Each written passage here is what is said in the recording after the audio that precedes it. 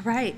Good morning. Good morning. My name is Vanessa Puentes, and I want to officially welcome all of you to the new Hancock High School. I want to thank Mayor Lightfoot for being here today, as well as our CPS leaders and several of our elected officials who have all been great partners to our school. I've served as the proud principal of this amazing school since 2019 and have been part of the Hancock community since I joined as an English teacher in 2009. I serve the same community that I grew up in, and while Hancock is selective enrollment high school, something that you might not know is that almost all of our students come from our surrounding neighborhoods here on the southwest side. This has created an extremely tight-knit culture at Hancock where we strive to build strong relationships, not only with our students, but also with our families and community partners. For many of our students, their Hancock experience so far has been entirely virtual, yet their perseverance, work ethic, and positivity have inspired our community. Having a state-of-the-art building that will improve the quality of their education is exactly what we need to help our students grow academically and socially, matriculate into top-tier colleges, and leave our school ready to create positive change in their community. I am beyond grateful for this investment in our school and community. I know it will positively impact the lives of our students and families here in Clearing, West Lawn, West Elsden, and across Chicago for many years to come. Before I turn it over to Alderman Quinn, who has been an important partner in this project, I do want to say that one more time in Spanish. Buenos días. Mi nombre es Vanessa Puentes y quiero darle la bienvenida a la nueva escuela secundaria Hancock. Quiero agradecer a la alcaldesa Lightfoot por estar aquí hoy, así como a nuestros líderes de CPS y varios de nuestros funcionarios electos que han sido todos grandes socios de nuestra escuela.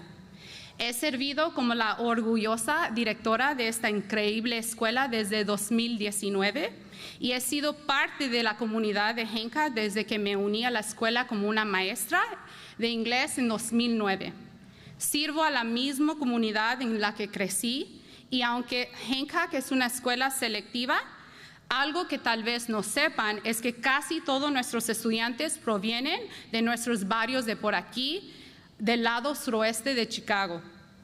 Esto ha creado una cultura muy unida en Hancock, donde nos esforzamos por construir relaciones fuertes, no solo con nuestros estudiantes, sino también con nuestras familias y socios comunitarios.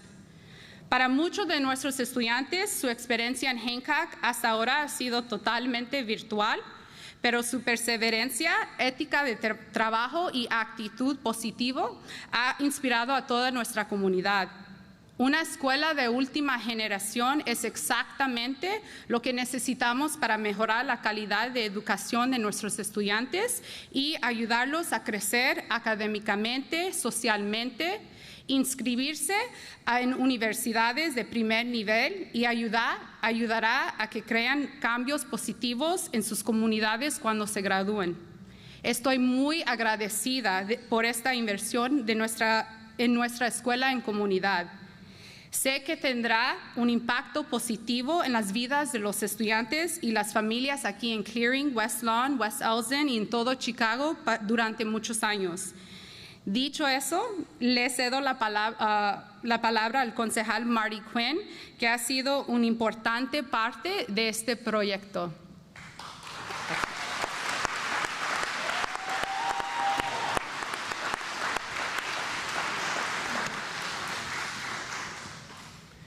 Good morning, everyone. Good morning.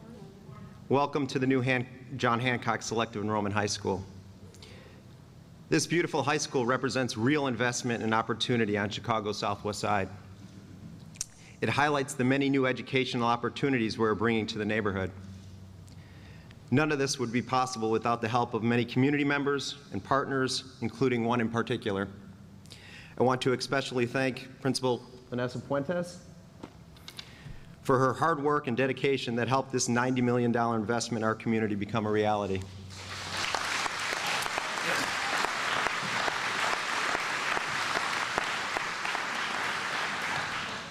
A CPS graduate and lifelong local resident, Vanessa has been on the ground floor of this one-of-a-kind project.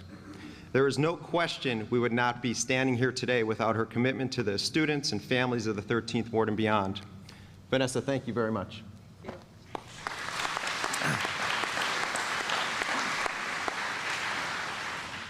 Thank you to Jose Torres, the interim CEO of CPS, for being here today.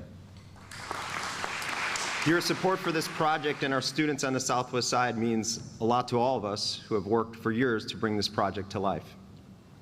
Thank you, Jose. I want to recognize Megan Kerr. Megan's the principal of Sorwana Elementary School. Megan was selected by this community to lead Sorwana as principal because of her outsized commitment to the community and its children. Thank you, Megan.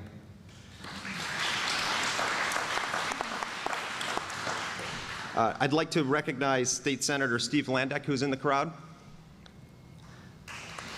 I'd like to recognize Karina Sanchez, the Executive Director of the Public Building Commission.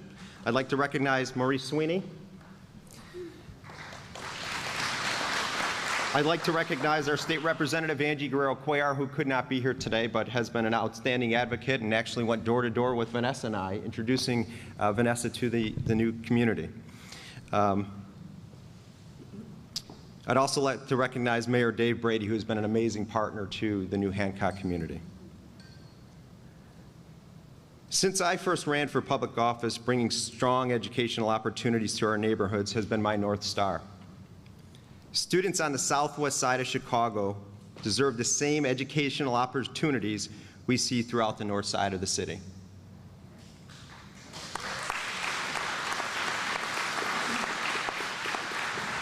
I am proud of the inclusive process we established to create this state-of-the-art facility, working closely with the teachers, students, and community members. This collaborative process is at the core of my approach with the community, and I will never stop advocating for our students and families. To that end, I want to thank Mayor Lori Lightfoot for joining me today.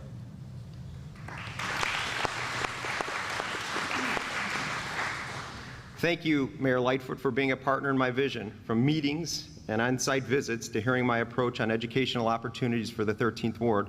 I appreciate your support. I want to particularly thank you, Mayor Lightfoot, for coming to Sorwana a year ago for a site visit and seeing firsthand my vision of improving opportunities for local students. I look forward to the next great steps in our local schools and making more announcements about enhanced educational opportunities on the Southwest Side. Thank you again to everyone who has made this day a reality. Together, we are moving our community forward. With that, I am honored to turn it over to Mayor Lori Lightfoot.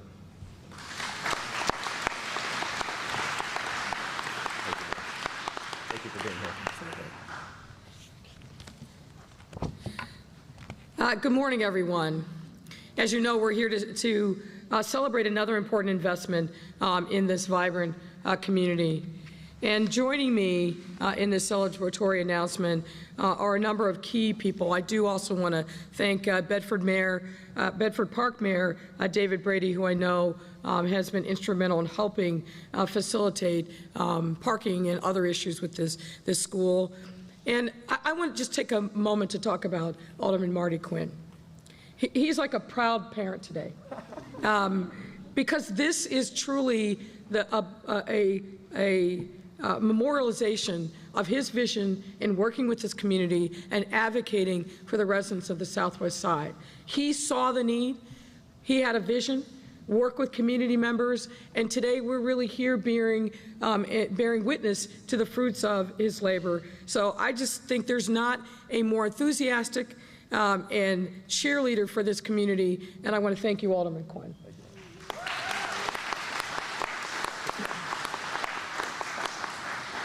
And of course, in order to get any of this work done, it does take a village. I want to thank everybody at CPS for really listening and hearing what the community's needs are. Of course, thanks to interim CPS CEO, Dr. Jose Torres, Chief Education Officer Maury Sweeney, but I also want to thank the team in the facilities and buildings component of CPS, because they were the ones that rolled their sleeves up, working with the community and really pushing forward with a vision. So I want to thank all the folks that were involved there. Of course, I need to also thank PBC Executive Director Karina Sanchez and her team. In walking on the tour, we heard a lot about how we involve this community and, importantly, the students in thinking about the design of the school. This wasn't a, here's our box, this is what we do. No, this is a design and a school that really reflects the interest of the community, and that was facilitated by the PBC. So thank you, Corinna, for that. I also want to thank and recognize Principal Kerr from Sarwana. I remember very well your vision and really walking through the school and thinking about what we could do to make that vision come to light, and more on that in a moment. And of course, we're here to thank our CPS students, families, and our faculty who make this school great. I know from growing up in a small town that schools are the community. They are the places of connection. It's not just a building where people come and they learn and then they go. No, the schools are the heart of a community, and this community deserves a first-class facility and opportunities that we are unveiling here today. So I'm very proud to be here to celebrate. It should go without saying, but I will note it. We have an obligation to invest in our young people, to make sure that regardless of zip code or circumstances, opportunities must be within their reach. As leaders, teachers, parents, and guardians, we have a responsibility to ensure that every tool is at our young people's disposal so they can realize their dreams and chase opportunities and really untap the God-given potential that each of them have. Investing in our students' future thus goes hand in hand with investing in the bright future of our city. There's no difference. We invest in our kids, we invest in our families, we invest in neighborhoods. We're investing in the future of Chicago and betting on us. A great, challenging, and nurturing school environment is one of the most important and tangible ways that we can make manifest those commitments to our young people. So for that reason, it's critically important to me and CPS that the education we are providing to our young people is not only of the highest quality, but that it is equitable and accessible to all. And I don't want to steal Dr. Torres' thunder, but he made a comment on the tour that was exactly right. You can have a beautiful building, but it's the heart of the people that populate it, the opportunities and the programming that we're providing. And this building, with the vision of the principal, the teachers and the staff and the students, I think nothing but great things are going to come from this new Hancock High School. I'm thrilled today to cut the ribbon on this new high school, which will open its doors just in time to welcome students back on Monday, August 30th, for 5-day in-person learning. You can clap for that.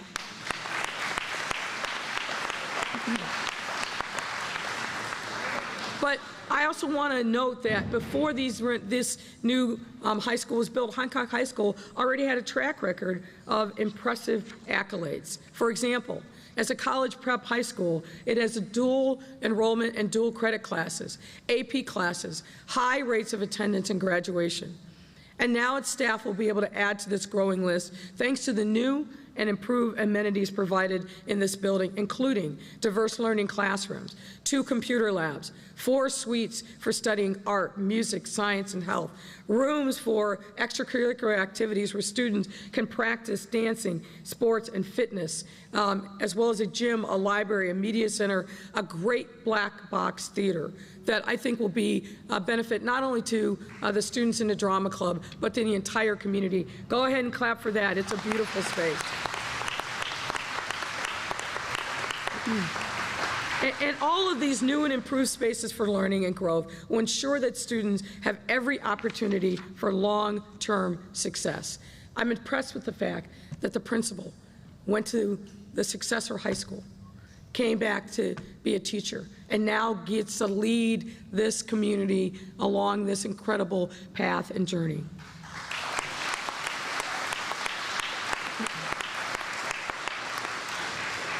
I'm also proud to share that today's announcement also includes plans to move Sorwana Elementary School into the former Hancock School, thus building and expanding their capacity to equitably educate our younger students. There should be no reason why a great school serving a community that has a great vision for its young people has a waiting list where people can't get engaged. So I'm happy that we're making this announcement today.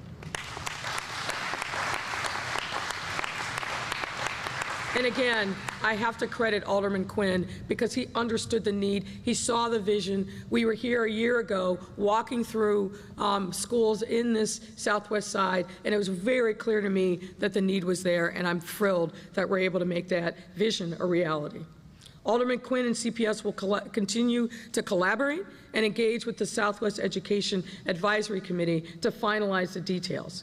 And CPS will engage their stakeholders to discuss reusing the existing Sorwana building to serve as an additional capacity for early childhood education. So folks, more to come. All of these efforts reaffirm the district's commitment to equal access, high-quality education and resources for all students. Because we know that offering excellent curriculum is just as important as building and improving the spaces in which they learn. And before I close, I also want to take a moment to speak about the new school year starting this Monday. Just as we work tirelessly to provide equitable education, we have also been working just as hard to ensure a comfortable, safe, and healthy environment for our students and staff to have a successful year. The Chicago Department of Public Health, for example, has worked closely with the district from day one of this pandemic, and that partnership has never waned, it's only deepened, to make sure that we develop proper mitigation and protocols to keep everybody in the school community safe. We know, based on everything that we learned from last school year and over the course of the summer, that we can be open and open safely. We have a body of evidence demonstrating just that from our reopenings last year. And it is critically important that we do remain open, that we, not only for our students' educational needs, but for their social and emotional needs as well. We know that school is the best place to learn, but it's also the best place to be nurtured and grow. That's why all of us have fought so hard for in-person learning to happen, and I'm excited to ring the bell on Monday. So to our CPS community, we know that we are I want you to know that we are constantly monitoring all of our COVID-19 metrics and will not hesitate to do what's necessary to keep our students and staff safe and healthy, but we know that that happens in a school system. Let me remind you, CPS invested over $100 million last year to make sure that every classroom, every space in the school that was being utilized across the system was safe. And we've demonstrated that those mitigation efforts were absolutely the right ones because we were able to open safely, just as we will be able to do on Monday. So thank you, everyone, who was a part of making today a reality, both for this high school, also for Sorwana. This is an incredibly important, vibrant, rich community, and we want to continue with the Alderman's help and support to make additional investments in this great community, to keep it growing, to keep it strong, and to make sure that the Southwest side is as vibrant as it can possibly be.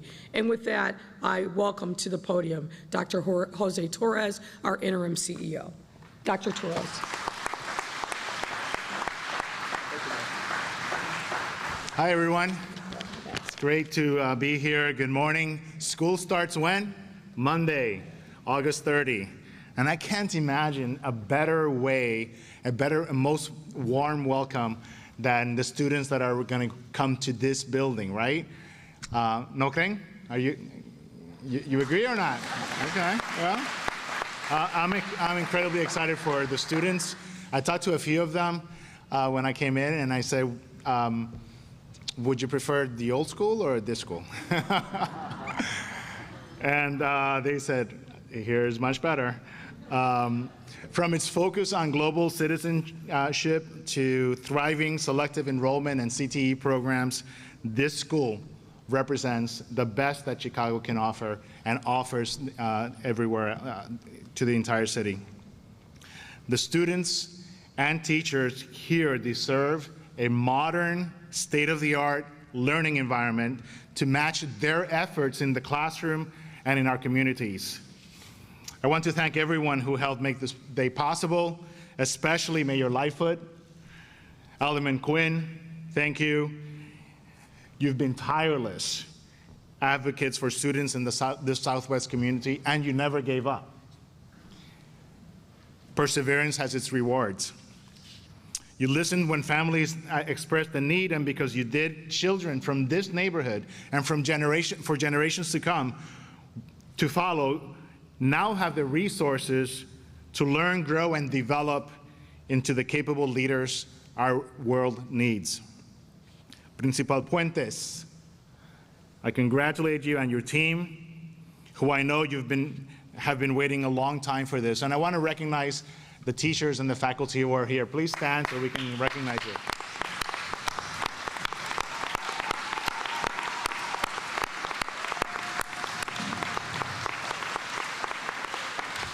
You guys will make this place hum, right? So you may be seated. I hear you have a few boxes to unpack. But I also hear that you have students that are going to help you unpack those boxes, right? I have no doubt that you will make the most of this new facility in Principal Puentes and faculty to continue preparing your students for success in college, career, and in civic life. And I'm grateful to share this moment with you and wish everyone at Hancock a safe and successful school year. Thank you.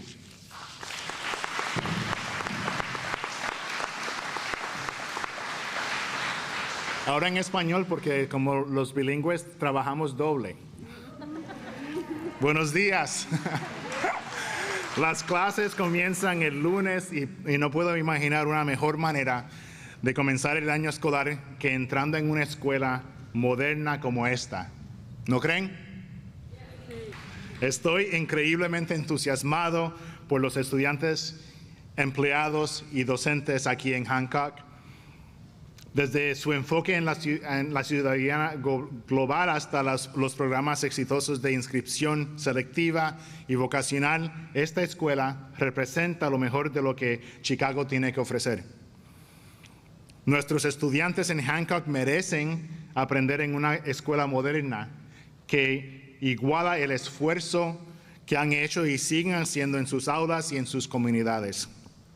Quiero agradecer a todos los que ayudaron a hacer este día posible, en especial a la alcaldesa Lightfoot, al concejal Quinn, quienes han abogado por los estudiantes de esta comunidad en el lado suroeste y no se dieron por vencidos.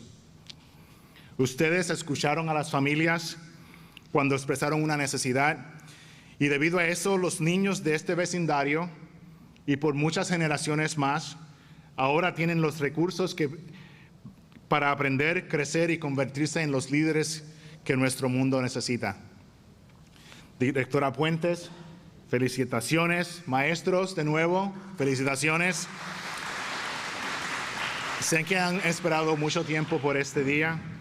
No tengo ninguna duda de que les sacarán provecho a esta instalación y de que la usarán para seguir preparando a los estudiantes para el éxito en la universidad, en sus carreras y en sus vidas cívicas. Estoy muy agradecido de compartir en este momento con ustedes y les deseo a todos en Hancock un año escolar seguro y exitoso. Muchas gracias. Now, Dr. Sweeney will say a few words. Good morning, everyone. Congratulations, Hancock. Thank you, Dr. Torres. I can say as a former principal, I can only imagine how excited you are about your new space. And a special thank you to Principal Puentes, because you have always put students first. We've been working together for at least 9 years, and our phone calls about solving any issue regarding the student experience, the way we would just work on weekends and talk things through, I know the efforts that you put in, and it's an honor to work with you continuously. And to all of the school community, hi Natalie and Devin, and every single person who is in this room, this is a dream team and a legacy of strong leadership here at Hancock High School. Everything that happens here, from the wonderful science and technology to the beautiful art and music, all of these elements will make this campus even more exciting. And of course, we cannot forget about the site, the original Hancock High School location, which I'm sure holds special memories for many of us in this community. We look forward to working with Alderman Quinn and the Southwest Education Advisory Committee, the community, to really work on what the next steps are for those locations. And Principal Kerr, I will also say to you, I remember when you first told me you wanted this school, and you had a strong vision even before all the blueprints were totally enacted. And just to see where you are in your progress as a principal and as a leader, it's exciting to see and to know what's coming, because just in our recent phone call, I'm like, you're always 2 years ahead of whatever the plans are, so great job and shout out to you. Hancock has truly been a strong pillar in the Chicago Southwest community. The continued growth of your pre-engineering and pre-law programs is a phenomenal accomplishment. As is the blue ribbon that you've earned in 2020 for successfully closing the opportunity gaps and achievement gaps among students. I find, yes, we should pause. We should pause. Nice work, team. I find that this national recognition especially beautiful, as it shows how well Hancock embodies the vision for Chicago Public Schools. That vision, of course, is a high-quality education for every single student that walks into that school. Last year, CPS announced a landmark effort to increase the number of diverse learners in our selective enrollment high schools. And I will tell you, she was excited because she was here before it was a selective enrollment high school, and is always focused on students who have been historically underserved.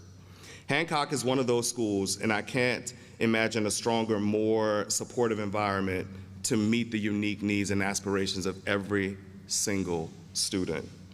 I wish these and all of our students at Hancock a wonderful school year, and thank this team for continually championing equity for everyone.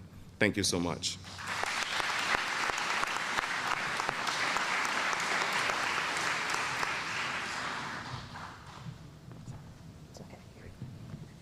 Good morning, everyone. My name is Karina Sanchez, and I am proud to serve as the Executive Director of the Public Building Commission. But I am especially pleased and honored to be here with you today for the ribbon cutting of the new John Hancock College Preparatory High School. As the public developer for the project, I am elated to deliver another facility that highlights the PBC's commitment to providing great public buildings for the residents of Chicago.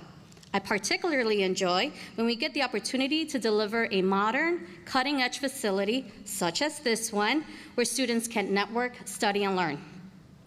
I want to acknowledge the leadership of Mayor Lightfoot and Alderman Quinn, and their support to ensure that this project came to completion. I especially want to congratulate the community of parents, students, and teachers who had a vision for this school and fought tirelessly to ensure that their dream of a school worthy of its students became a reality. To Principal Puentes and the Clearing community, thank you. This is a tremendous accomplishment for all. The new Hancock High School was built during a very unique time, and I am grateful for the wonderful team members who stepped up to support our agency and each other. I often say that for the PBC, its bottom line, it's people and how we invest in our communities. I thank our design-build team, K.R. Miller, All Masonry JV, and for their collaboration in having a minority prime contractor, Hispanic, All Masonry, and working with a firm such as Urban Works, which is led by a Latina. And this joint venture team was paramount to the success of this project. As a result, the JV team achieved over 40% minority business enterprise, and women business enterprise participation.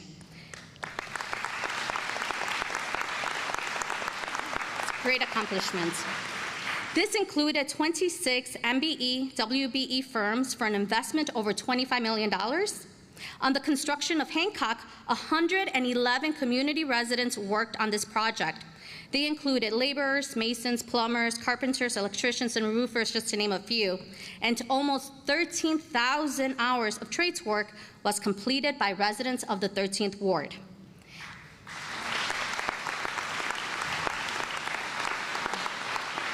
As these numbers illustrate, PBC remains committed to furthering economic sustainability with a workforce as diverse as the residents of Chicago. Together, we have constructed a $67 million facility that will broaden the range of educational opportunities for our future leaders. The PBC is proud to complete the construction of Hancock College Preparatory High School. The new facility helps to reinforce the school's importance as a community anchor and a vital part of the neighborhood. Students now have the opportunity to enjoy a space for learning and academic activities. Finalmente, quiero desearles a todos un gran año escolar y a los estudiantes que sigan siendo el orgullo de su comunidad y de sus familias. Finally, I just want to wish everyone a great and amazing school year, and to the students to continue being the pride of their community and of their families. Thank you very much. Congratulations to the Hancock community. And again, it's an honor to be here today.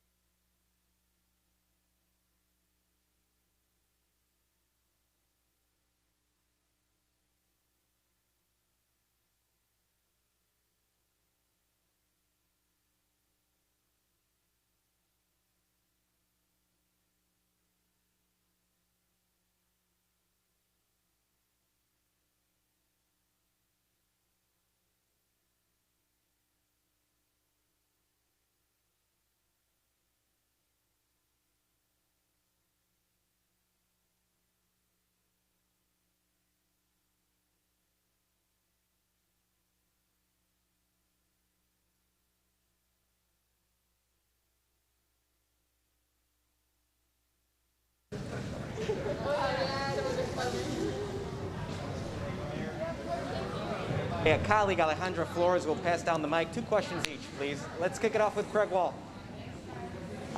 Here we'll go on topic because I know there's a lot of questions about the restart. There's a number of parents who are complaining about the whole testing protocol. They want to know what's going on. What is the plan for testing students when school resumes?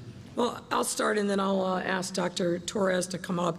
I believe that we provided a lot of information, but if parents don't have it, then we need to do a better job of communicating. But we're going to follow a very similar protocol to what we had last year. If there's a need, we're going to be making sure that anyone who tests positive, we're going to be testing on a regular basis, but obviously anyone that tests positive, we're going to follow the CDPH protocols, and that information will be readily available to parents before the start of school. Dr. Torres.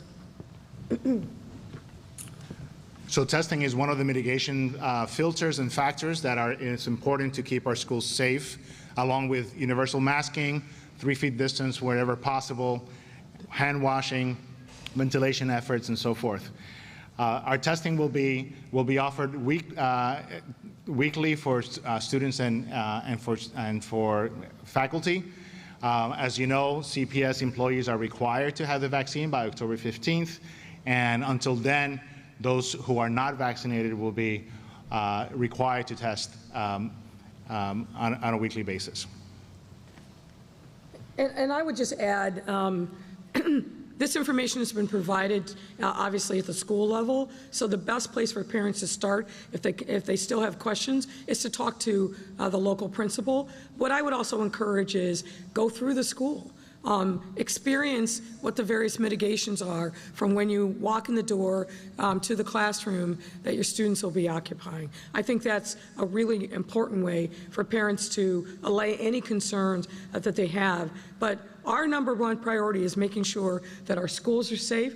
We believe that they are safe based upon all the mitigation efforts that we took last year, and listening more, in addition to parents, to teachers, to faculty, staff, and other stakeholders in the community. We made some other enhancements, and we'll be flexible as the school year rolls on. But starting on Monday, we believe that the schools are safe and ready to welcome students full time.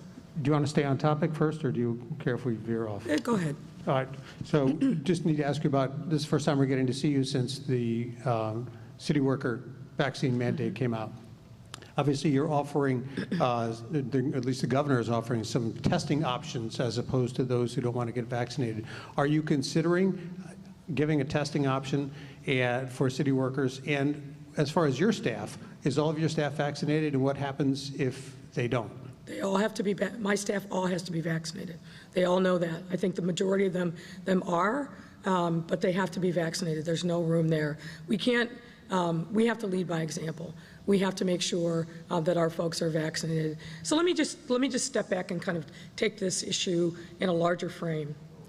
Throughout the pandemic, we heard from workers really all across the city, in city government, in our sister agencies, that they were nervous, that they were scared, that they wanted a safe workplace.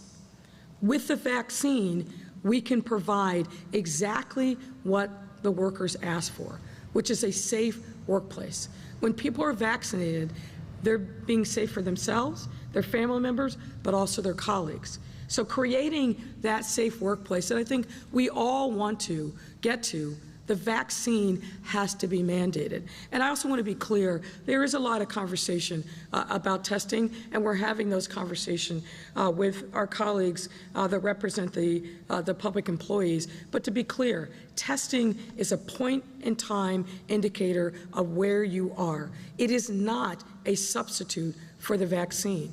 It just isn't. The only way that you can feel safe, not even feel safe, but be safe from the virus is to get vaccinated. And I want to emphasize this point again. When we see that 97% of the people that are showing up in hospitals and going into emergency rooms and being very sick or worse, dying, 97% are unvaccinated. That's a stunning number, and something that we all should take heed of. The best thing that we can do for ourselves individually, but what we can do for our families and our workplace is to get vaccinated, which is why we're pushing this. It's about safety in the workplace. Yes. Can we give him a microphone so I can hear you, but obviously unions say that this is a collective bargaining issue. It's been raised by police, it's been raised by other unions. How do you mandate something when it has to be bargained, and will people be fired if they don't? So let's be clear, we always want to engage with our unions on any issue that's going to affect their members and certainly their workplace. But it's a condition of employment. We are in a pandemic. We have a deadly variant that is killing people in our city every single day. We have people in hospitals who are clinging to life because they weren't vaccinated, and now they're in a terrible medical condition. And let me talk for a second about first responders. We have first responders that are in hospitals. The vast majority of them who are the sickest are people who are unvaccinated. This is not a nice notion. This is an urgent crisis that we have to address. We have a tool that has been given to us that we know is proven. 99% of the people who get vaccinated never get sick again. 99%. So it's in all of our interests to do what is necessary to take advantage of the life-saving tools that are right at our fingertips, that are free and readily available, and that's the vaccine. We have to do that. Those discussions obviously will continue, and I'm not going to negotiate here in the press. I understand there's a lot of concern, there's a lot of fear. We've got to continue to break through, I think, a lot of myths that are still out there about the virus, about the vaccine. We've got to educate folks, but we need to move forward decisively with this vaccine because it's the only way we get to a safe workplace, which is what workers have demanded. I've had a number of employees from across the city reach out to me to say, thank you, Mayor. We need this to feel safe coming into our workplace. Mayor, Marianne Ahern from Channel 5. When you say condition of employment, just following up on what he had to say, so that does mean if you're not vaccinated by October 15th, you're no longer working, and why? Well, what I want to say here is we need to continue the discussions with our friends and colleagues in organized labor. We want to, I don't want this to be a punitive thing. I want people to get vaccinated to save their lives. That's really what the emphasis on. And what will we need to do to break through to get people comfortable so they will get vaccinated? I don't want to go to the punitive place, which some people like to go to right away. What I want to do is create a safe workplace where our workers feel comfortable coming to work and also interacting with members of the public. We've got a lot of frontline employees out there who are interacting with members of the public every day. We owe it to the public to also make sure that we're protected so they can be protected. So there's a lot more conversation that has to happen. There's a reason why, even though we're announcing now that we set the deadline for October 15th, and I feel comfortable that through conversation and dialogue, we'll get to a place. We're not going to satisfy everyone, but we'll get to a place that I think is the right place through conversation, through collaboration, and work through the fears that we're hearing articulated by the workers. We need to address those fears. Those fears are real, but we've got to get to a place where we disabuse them of a lot of the misinformation that continues to permeate social media, in the media, about the vaccine. We're hearing a lot of it in these conversations, which I think ultimately is a healthy thing, because then we can provide them with the facts and the truth. Back to school opening, Yep. You did talk about being flexible. And since children's hospitals are reporting an increase in children in ICUs, not just with COVID, but other illnesses, corporations are delaying returning full-time, to the office. Why are you so confident that learning is going to be safe? Because of the mitigation efforts that we put in last year. We studied a lot. For example, the Archdiocese schools that opened full 5-day back last September and had, I think, great success with their mitigation efforts. We built upon that.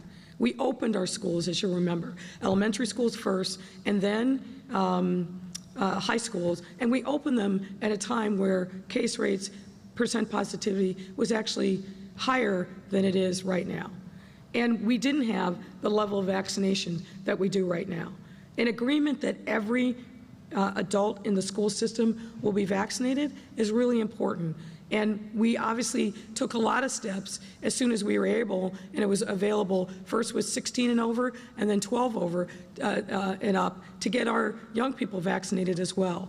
So I feel very confident that if we follow the science, and the science tells us that young people do get this at a much lower rate than anybody else, and if we continue to make sure that we make the vaccine available where students and their families are, and continue the mitigation efforts that, if you followed us around today, you saw existing in this very building, that the school environment is safe.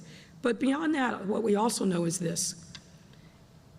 There were 30,000 young people on a daily basis last year, school year, that didn't connect, weren't on remotely, weren't coming to school in person.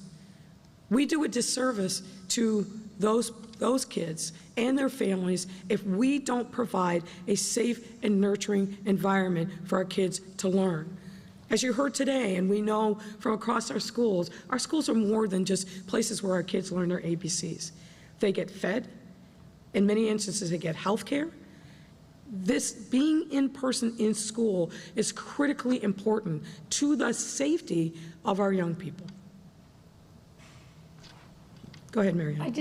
Why wait till October? I'm sorry? Why is the date October 15th? Here's the reason why. Okay. For people who have not been fully vaccinated, assuming they're taking Pfizer or Moderna, you got to get the first shot. There's a period of time. before you can get the second shot. And then 2 weeks after that is when the science tells us that you have the highest level of immunity. So we want to give people plenty of time in that, given those milestones, to get vaccinated, fully vaccinated, not one shot if it's Pfizer or Moderna, but 2 shots, and then 2 weeks after to then have the highest level of immunity. We want to give people time. Alex Nitkin from the Daily Line. Yesterday, the Planning Commission approved a plan for a new apartment building near O'Hare, even though Alderman Napolitano opposed it. Are you going to be asking Alderman on the Zoning Committee to vote in favor of that proposal, even though their colleagues are against it? Well, what I know is that we have an affordable housing crisis in the city, and we've got to look for lots of different ways to fulfill our need and obligation to shrink the level and the level of deficit that we have in affordable housing. Everything that I know about this project is it's a good, solid project. It has affordability built into it, and we'll continue in dialogue with Alderman Napolitano, but of course members of the Zoning Commission. We think this is a solid plan, and we'd love all the members' support, but there's more discussion that has to happen, and we want to make sure that we leave space for that to take place. Mayor, Nader Issa from the Sun-Times. Mayor, last time CPS started its school year before Labor Day, the first week of attendance was very poor. That was before, obviously, there was a pandemic. Are you worried about the first couple weeks getting students back in school? There's also tons of families who aren't comfortable because of COVID, because of Delta. What happens if there are just lots of families that don't decide to come back? Well, again, I don't want to think about the worst case scenario. And I'll invite Dr. Torres to jump in on this conversation.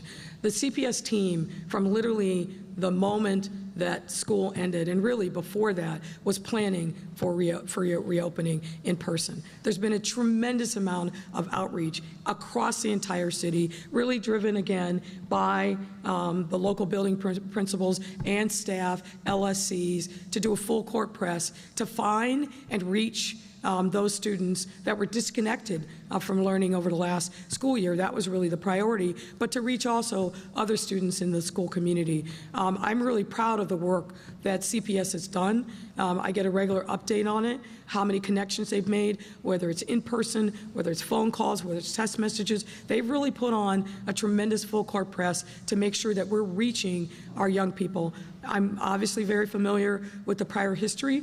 We're in an unusual time, but we've got to reach our young people and their parents and guardians and make sure that they understand school is starting, to address and allay any concerns that they have, but get them back into school. And that work doesn't stop on August 30th. It's going to continue through the school year. We've got to reach our young people and bring them back to school. What I'm hearing is a lot of young people and their parents and kids that are excited about being back in school. When we reopened last spring, for example, there were some kindergarten kids that had never actually met their teacher, never been in any school before, never been with their classmates. So these are really moments of opportunity that we've got to take full advantage of. Dr. Torres.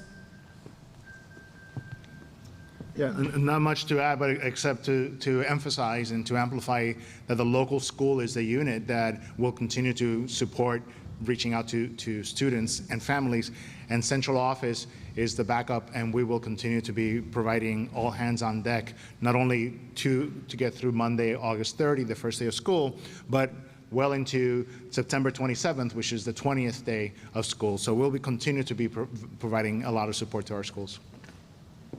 Back on the issue of testing at CPS, there are districts like Los Angeles that did baseline testing before going back to school. They found thousands of asymptomatic children had COVID, asked them to quarantine so that they weren't coming into the building in the first place with COVID.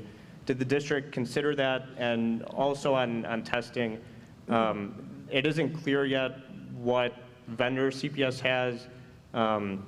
Parents haven't received forms by a lot of accounts to sign waivers for their students, so parents just don't know if testing is actually going to start and happen next week. Do you have any details on if the district is ready and if it considered wider testing at the start? Well, again, I'll start, but we are going to follow, I think, what worked really well last school year regarding testing and making sure Again, CPS is working, and as it has been throughout the pandemic, hand in glove with CDPH. We believe that we've got the infrastructure in place to be able to do the testing that's necessary. But I'll let Dr. Torres add any additional details.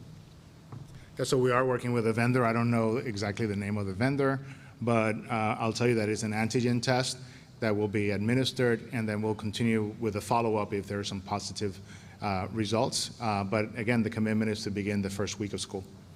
Sarah Karp from WBEZ. I want to follow up on that. What percentage of kids and staff do you expect to be tested on a weekly basis? And you know, if there's not that many, how will you know what the spread is? How will you stop the spread?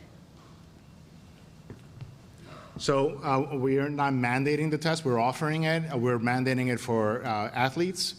And I expect a high percentage of them to be tested. And once we identify, we have a robust contact tracing process to identify students who may be positive. At this point, I don't have any other answer to that. But you don't know what's your expectation for like how many people a week will be tested in Chicago Public Schools for COVID? We're offering it to 100% of the students and 100% of the faculty. Thank you very much, Mayor. I have one more question. It's on the lifeguard issue that the investigator into the serious lifeguard allegations says that he's being, he was fired, taken off the investigation, and you haven't addressed it. What does that say to the victims that this is not an independent investigation?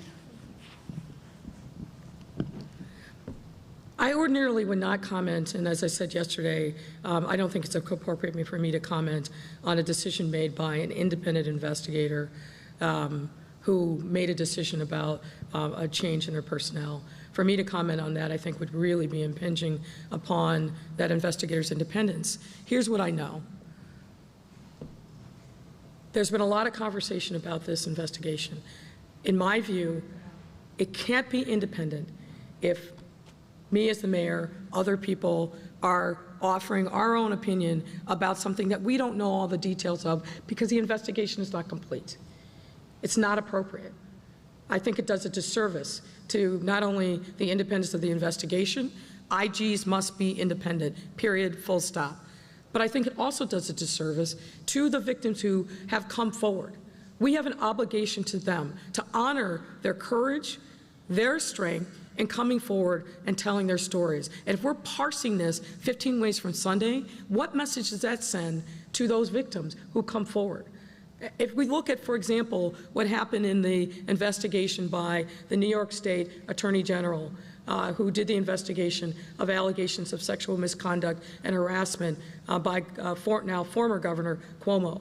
When that investigative report came out, there were a lot of details and a lot of victims that nobody knew anything about. If we sit here and parse on a daily basis on supposition and what someone decides they're going to say in the media, how is the investigation actually going to be independent? How is it going to be fulsome? How is it going to honor the commitments that were made to the victims? I think that makes it much more difficult to do and much more compromising. So I'm not going to do that. And you guys ask me this at every single press conference. I understand you're doing your job, but as somebody who cares deeply about the independence of IGs, and particularly on sensitive matters where young girls and young women have come forward and said, something bad happened to me, we have to give the IG the space that she needs and that those victims deserve to get to the facts unimpeded by all of this noise that's now surrounding this investigation. It's not right. It's not fair. I'm not going to do that. I want the IG to do her work, to follow the facts where they are, and to call balls and strikes. I'll be looking forward to reading that report when it's done, but we've got to give her the space to do the right thing, and that's what I'm committed to.